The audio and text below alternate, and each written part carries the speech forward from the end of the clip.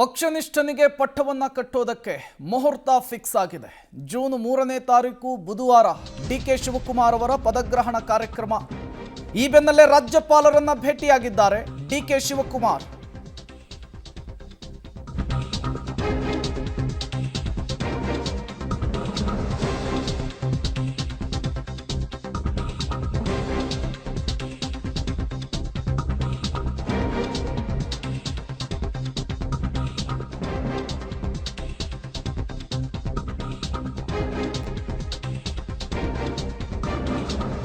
ಥಾವರ್ ಚಂದ್ ಗೆಹ್ಲೋಟ್ ಅವರನ್ನ ಡಿಕೆ ಶಿವಕುಮಾರ್ ಅವರು ಭೇಟಿಯಾಗಿದ್ದಾರೆ. ಪ್ರಮಾಣ ವಚನದ ಕಾರ್ಯಕ್ರಮದ ದಿನಾಂಕದ ವಿಚಾರಕ್ಕೆ ಸಂಬಂಧಪಟ್ಟಂತೆ ಮಾತನಾಡಿದ್ದಾರೆ. ಬುಧವಾರ ಪದಗ್ರಹಣದ ಹಿನ್ನೆಲೆಯಲ್ಲಿ ರಾಜ್ಯಪಾಲರನ್ನ ಭೇಟಿ ಮಾಡಿದ್ದಾರೆ. ರಾಜ್ಯಪಾಲರ ಸಮಯಾವಕಾಶವನ್ನ ಡಿಕೆ ಶಿವಕುಮಾರ್ ಅವರು ಕೇಳಿದ್ದಾರೆ. ಪ್ರಮಾಣ ವಚನದ ದಿನದ ವೇಳಾಪಟ್ಟಿಯ ಬಗ್ಗೆ ರಾಜ್ಯಪಾಲರ ಮುಂದೆ ಪ್ರಸ್ತಾಪಿಸಿದ್ದಾರೆ ಅನ್ನೋದು ಗೊತ್ತಾಗ್ತಾ ಇದೆ. ಇವತ್ತು CLP ಮೀಟಿಂಗ್ ಇದೆ 4 ಗಂಟೆಗೆ.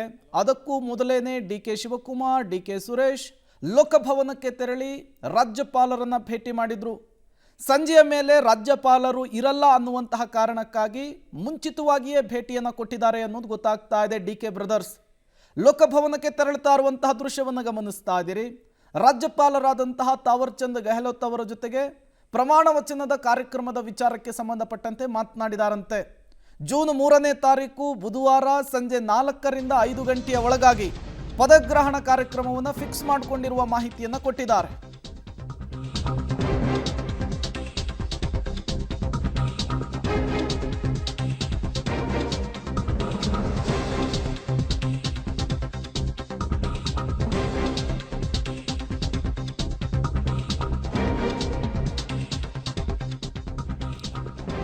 ಇವತ್ತು ಮಧ್ಯಾಹ್ನದ ನಂತರ ರಾಜ್ಯಪಾಲರು ಸಿಗಲ್ಲ ಅನ್ನುವಂತಹ ಕಾರಣಕ್ಕಾಗಿ ಗವರ್ನರ್ ಅನ್ನ CLP ಮೀಟಿಂಗಿಗೂ ಮೊದಲೇ ಭೇಟಿಯಾಗಿದ್ದಾರೆ ಡಿಕೆ ಶಿವಕುಮಾರ್.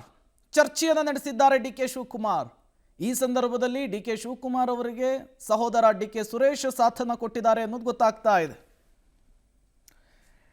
ಡೀಟೇಲ್ಸ್ ಅನ್ನು ಕೊಡೋದಕ್ಕೆ ಮಸೂದ್ ನೇರ ಸಂಪರ್ಕದಲ್ಲಿ ಜಾಯಿನ್ ಆಗಿದ್ದಾರೆ. ಮಸೂದ್, 2 ಅಥವಾ 3ನೇ ತಾರೀಕು ಪದಗ್ರಹಣ ಕಾರ್ಯಕ್ರಮ ಆಗಬಹುದು ಅನ್ನುವಂತಹ ವಿಚಾರ, ಬಟ್ ಯಾಕಿಷ್ಟೊಂದು ಆತುರ, ಅರ್ಜೆಂಟು ಅಂಥೇಳಿ, ಯಾಕಾಗಿ CLP ಮೀಟಿಂಗಿಗೂ ಮೊದಲೇ ಭೇಟಿ ಮಾಡಿದ್ದು ಅಂತ? ಪ್ರೇಮ್, ಈಗಷ್ಟೇ ಲೋಕಭವನದಲ್ಲಿ ರಾಜ್ಯಪಾಲರ ಜೊತೆ ಭೇಟಿಯನ್ನು ಮುಗಿಸಿದ್ದಾರೆ ಡಿಕೆ ಶಿವಕುಮಾರ್ ಅವರು ಮತ್ತು ಡಿಕೆ ಸುರೇಶ್ ಅವರು. ಒಂದು 10 ನಿಮಿಷಗಳ ಕಾಲ ಚರ್ಚೆ ಮಾಡಿದ್ದಾರೆ. ಮುಖ್ಯವಾಗಿ ರಾಜ್ಯಪಾಲರ ಲಭ್ಯತೆ ಬಗ್ಗೆ ಒಂದು ಖಚಿತತೆಯನ್ನು ಪಡೆದುಕೊಳ್ಳೋದಕ್ಕೆ ಡಿಕೆ ಶಿವಕುಮಾರ್ ಅವರು ಬಂದಿರುವಂಥದ್ದು. ಯಾಕೆಂದರೆ ಈಗ ಜ್ಯೋತಿಷಿಗಳು 3 ದಿನಾಂಕಗಳನ್ನು ಕೊಟ್ಟಿದ್ದಾರೆ, 31, 3 ಮತ್ತು 5. ಈ ದಿನಾಂಕಗಳ ಸಂದರ್ಭದಲ್ಲಿ ಯಾವಾಗ ರಾಜ್ಯಪಾಲರು ಲಭ್ಯ ಇರ್ತಾರೆ ಅನ್ನುವಂಥ ಒಂದು ಖಚಿತತೆಯನ್ನು ಪಡೆದುಕೊಳ್ಳೋದಕ್ಕಾಗಿ ಬಂದಿದ್ದಾರೆ. ಇವತ್ತು 4 ಗಂಟೆ ನಂತರ LP ಮೀಟಿಂಗ್ ಆದ ನಂತರ ಅವರು ಬರಬೇಕಾಗಿತ್ತು. ಆದರೆ ಆ ಸಂದರ್ಭದಲ್ಲಿ ರಾಜ್ಯಪಾಲರು ಇರೋದಿಲ್ಲ, ಧರ್ಮಸ್ಥಳ ಹೋಗ್ತಾರೆ. ಆ ಹಿನ್ನೆಲೆಯಲ್ಲಿ ಅದಕ್ಕೂ ಮುನ್ನವೇ ರಾಜ್ಯಪಾಲರನ್ನ ಭೇಟಿ ಮಾಡಿ ಆ ಸಂಬಂಧಪಟ್ಟಂತೆ ಚರ್ಚೆ ಮಾಡಿದ್ದಾರೆ. ನೀವೀಗ ದೃಶ್ಯದಲ್ಲಿ ನೋಡ್ತಿದ್ದೀರಾ, ಭೇಟಿಯನ್ನು ಮುಗಿಸ್ಕೊಂಡು ಡಿಕೆ ಶಿವಕುಮಾರ್ ಅವರು ಹೊರಟಿದ್ದಾರೆ. 10 ನಿಮಿಷಗಳ ಕಾಲ ರಾಜ್ಯಪಾಲರ ಜೊತೆ ಚರ್ಚೆ ಮಾಡಿದ್ದಾರೆ ಡಿಕೆ ಸುರೇಶ್ ಅವರು ಮತ್ತು ಭಾವಿ ಮುಖ್ಯಮಂತ್ರಿ ಡಿಕೆ ಶಿವಕುಮಾರ್ ಅವರು.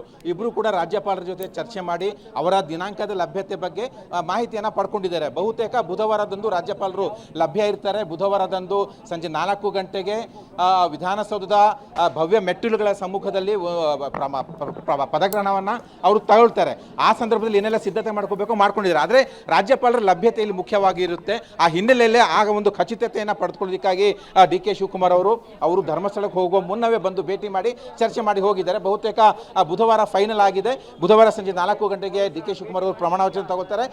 ಪ್ರಮಾಣ ವಚನವನ್ನು ರಾಜ್ಯಪಾಲರು ಅವರಿಗೆ ಬೋಧಿಸ್ತಾರೆ. ಆ ಹಿನ್ನೆಲೆಯಲ್ಲೇ ಜ್ಯೋತಿಷಿಗಳು ಏನೆಲ್ಲ ದಿನಾಂಕಗಳು ಕೊಟ್ಟಿದ್ರು ಆ ದಿನಾಂಕಗಳ ಜೊತೆ ಚರ್ಚೆ ಮಾಡಿ ರಾಜ್ಯಪಾಲರ ಜೊತೆ ಬಹುತೇಕ ಬುಧವಾರಕ್ಕೆ ಲಭ್ಯ ಇರ್ತಾರೆ ಅನ್ನುವಂತಹ ಕಾರಣಕ್ಕಾಗಿ ಅದನ್ನು ಖಚಿತಪಡಿಸಿಕೊಂಡು ಬುಧವಾರದಂದು ಮುಹೂರ್ತವನ್ನು ಇಟ್ಕೊಂಡಿದ್ದಾರೆ. ಸಂಜೆ 4 ಗಂಟೆಗೆ ರಾಜ್ಯಪಾಲರು ವಿಧಾನಸೌಧದ ಮೆಟ್ಟಿಲುಗಳ ಸಮ್ಮುಖದಲ್ಲಿ ಡಿಕೆ ಶಿವಕುಮಾರ್ ಅವರಿಗೆ ಪ್ರಮಾಣ ವಚನ ಬೋಧಿಸ್ತಾರೆ. ಇಲ್ಲಿಗೆ ಒಂದು ಹಂತ ಮುಕ್ತಾಯ ಆಯಿತು. ಅಂದರೆ ಮುಹೂರ್ತ ಫಿಕ್ಸ್ ಆಗಿದೆ. ಮುಂದಿನ ಮುಖ್ಯಮಂತ್ರಿಯಾಗಿ ಡಿಕೆ ಶಿವಕುಮಾರ್ ಅವರು ಬುಧವಾರ ಪ್ರಮಾಣ ವಚನ ಸ್ವೀಕಾರ ಮಾಡಲಿದ್ದಾರೆ. ಪ್ರೇಮ್, ಓಕೆ ಮಸೂದ್, ಹಾಗೆ ಸಂಪರ್ಕದಲ್ಲಿರಿ. ಮತ್ತಷ್ಟು ಡೀಟೇಲ್ಸ್ ನಿಮ್ಮಿಂದ ಪಡಿತಾ ಹೋಗ್ತೀನಿ. ರಾಜೀನಾಮೆಯ ಪ್ರಕ್ರಿಯೆ ಮುಗಿತು, ಪದಗ್ರಹಣಕ್ಕೂ ಮುಹೂರ್ತ ಫಿಕ್ಸ್ ಆಯಿತು.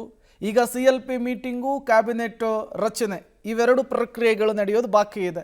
ಸಂಜೆ 4 ಗಂಟೆಗೆ CLP ಮೀಟಿಂಗ್ ಇದೆ. ಅನ್ಡೌಟೆಡ್ಲಿ ಡಿಕೆ ಶಿವಕುಮಾರ್ ಅವರು ಕಾಂಗ್ರೆಸ್ನ ಶಾಸಕಾಂಗ ಪಕ್ಷದ ನಾಯಕರಾಗಿ ಹೊರಹೊಮ್ಮೋದಕ್ಕೆ ಬೇಕಾದಂತಹ ಎಲ್ಲ ಸಿದ್ಧತೆಗಳನ್ನು ಮಾಡಿಕೊಳ್ಳಲಾಗಿದೆ.